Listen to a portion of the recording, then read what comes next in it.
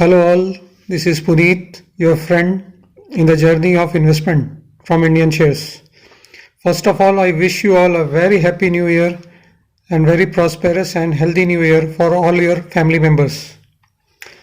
दोस्तों, जैसा कि आप जानते हैं और आपने देखा होगा लास्ट वीडियो में मैंने आपको लोअर साइड के भी लिए बताया था लिंक्स कि कहाँ तक जा सकता है मार्केट और अप साइड में आपको कहाँ पे बाइंग शुरू करनी। जिसने उसको फॉलो किया होगा उसको अप साइड में आइडिया मिल गया होगा कि कहाँ उसको एंट्री लेनी है और उसको उससे बेनिफिट हुआ होगा। चलिए हम अब चलते हैं आगे, जहाँ मैंने आपसे बात करी थी कि मैं आपको नए सेक्टर्स किस में रहना है 2022 में, उसके बारे में बताऊंगा।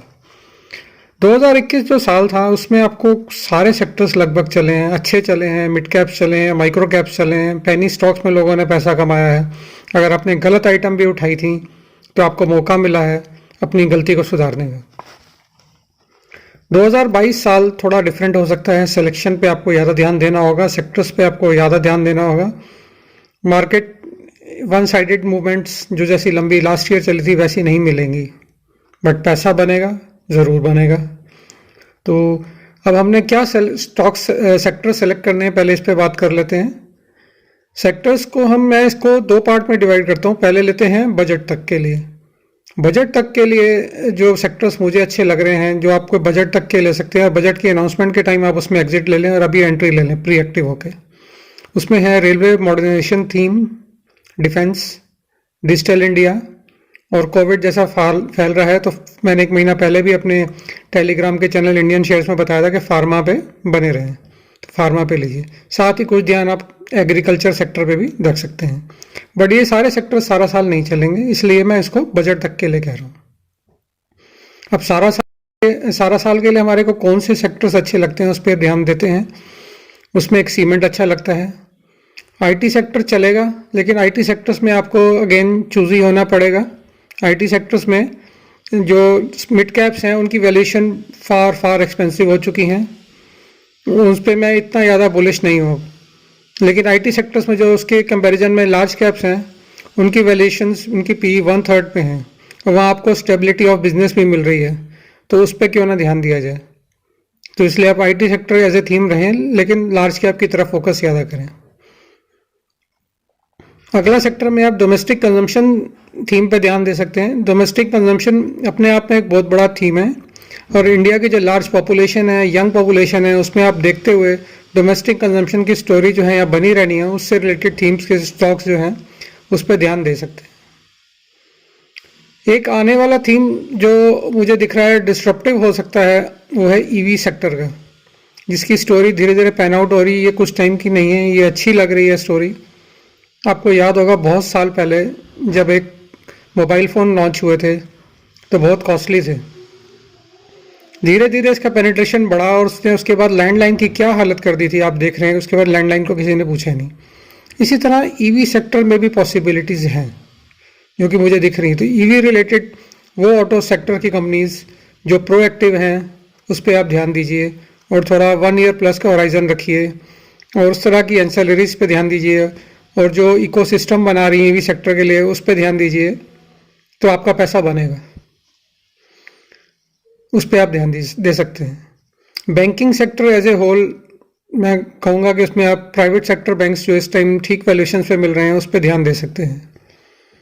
पीएसयू में मुझे एसबीआई ठीक लगता है, लेकिन एसबीआई को इतना ज़्यादा उसको रिकमेंडेड किया जा चुका है कि जब वो स्टॉक कोई रिकमेंडेड किया जाता है ना, अपने वेट में ही दब जाता है, उतना चल नहीं पाता है। तो इसका हमें ध्यान रखना पड़ेगा, but as a valuation wise SBI अच्छा है। तो ये कुछ सेक्टर्स हैं जिस पे आप ध्यान देंगे। साथ में एक सेक्टर और है जो मैं आपको बताना चाहूँगा, वो है रियल एस्टेट और उसकी supply chain. Real estate construction और उसकी सप्लाई चेन में पैसा अच्छा बनेगा। आप ज़रूरी नहीं है कि रियल एस्टेट में रहें, लेकिन उसकी सप्लाई चेन, सीमेंट, वायर्स, इस तरह के जो पेंट, इस तरह की जो सप्लाई चेन रहेगी उसमें आप ध्यान दीजिए, तो उसमें आपका पैसा बनेगा। बाकी हम मिड ऑफ द ईयर में रिव्यू करेंगे कि और कोई सेक्टर्स हमें अच्छे लगते हैं तो हम उस पर जानेंगे कि उस पर क्या हमें एंट्री लेनी है। दोस्तों, जहाँ आईटी सेक्टर की बात चली थी तो उस पर आप लोग कहेंगे कि सिर्फ सेक्टर्स बताएं, एक पिक नहीं बताई। ये एक पिक है जो मैं पहले भी अपने चैनल पे रिकमेंड कर चुका हूँ। उस पर मेरा व्यू बुलिश है। वो 490 पे मैंने बताई थी, उसके बाद 700 रुपये तक गई, अभी भी 550 पे वापस आने पे मिल रहा है। वो है लेटेंट व्यू।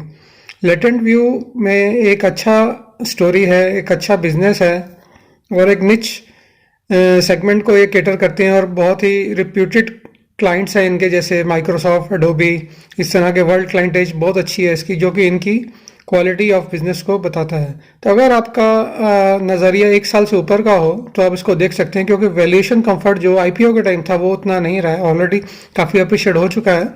बट इसमें आगे स्टिल अच्छी संभावनाएं हैं अगर आप 1 साल प्लस इसको रखना चाहें तो। धीरे धीरे आप इसको स्टैगर्ड वे में बाय कर सकते हैं। And please do your own research before buying. ये मेरा अपना व्यू है। एक स्टॉक मैं आपको बताना चाहूँगा दोस्तों, एक बैंक जो कि इसके शेयर होल्डर्स को मैं सोचता हूँ कि मैनेजमेंट ने हमेशा नुकसान ही बचाया है, कमा के नहीं दिया है। नई नई स्टोरीज पैन आउट करते हैं वो, लेकिन जो प्रोमिसेस और फेथ किए थे वो पूरे नहीं किए हैं। उसके बावजूद एनालिस्ट ने कितनों ने इसको बहुत रिकमेंड किया, डार्क हॉर्स किया, लेकिन आने वाले कुछ 5-7 सालों में इसने कोई एक भी पैसा बना के नहीं दिया शेयर होल्डर का। Any guesses? Stock is IDFC. IDFC bank 160 पे चला करता था, आईडीएफसी लिमिटेड 160 पे चला करता था जब इसकी बात चली थी कि इसको अलग से बांटा जाएगा और बैंकिंग को अलग किया जाएगा। और ये मैनेजमेंट ने उस टाइम कहा था कि हम इसमें बैंकिंग को जो है एकदम एनपीए फ्री लेके जाएंगे, और उसी हिसाब से उसकी वैल्यूएशन पे ध्यान दिया गया था और सारे एनपीएस जो मैक्सिमम थे आईडीएफसी लिमिटेड में रखे गए थे, ऐसा बताया गया था। लेकिन जब बैंक को अलग किया गया, उसका लिस्टिंग हुई, तो पता चला कि उसके पास 40-50 हज़ार करोड़ के एनपीएस हैं। तो ये इन्वेस्टर के साथ धोखा हुआ। वो स्टॉक जो है अपने उसी एनपीए के वेट में दबता रहा, नहीं चल पाया। धीरे धीरे इसका कैपिटल फर्स्ट के साथ मर्जर हुआ। कैपिटल फर्स्ट के एमडी ने कमान संभाली है। अभी तक फिर भी हमारे को उसकी जो कुछ, जिसको कहें कि हम ग्राउंड रियलिटी में कुछ बहुत अच्छी इंप्रूवमेंट नहीं दिखी है कि हम इस पर बुलिश हो जाएं। ठीक है, डिजिटल प्लेटफॉर्म पे काम कर रहा है, अच्छा बैंक लग रहा है, लेकिन नहीं है। अब ये वापस रिवर्स मर्जर की तरफ सोच रहे हैं। अगर आपने मर्जर वापस करना था तो पहले क्यों किया आपने? लिस्टिंग आपको बैंक की कराने के और भी तरीके थे, लेकिन इन्वेस्टर का पैसा टूटा ही है। जिसने 140-150 के भाव में आईडीएफसी लिमिटेड लिया होगा, मर्जर के बाद वो 75 रुपये के भाव में बैठा हुआ, वो भाव कभी आया ही नहीं। फिर भी मैं हैरान हूँ कि बहुत से सो कॉल्ड रिप्यूटेड एनालिस्ट कई सालों से बुलिश रहे हैं, कॉल देते रहे हैं, लेकिन इन्वेस्टर्स का पैसा नहीं बना है। सो बी केयरफुल। मैं ये नहीं कह रहा कि स्टॉक गंदा है, बट बता रहा हूँ आपको, please do your own research, be careful.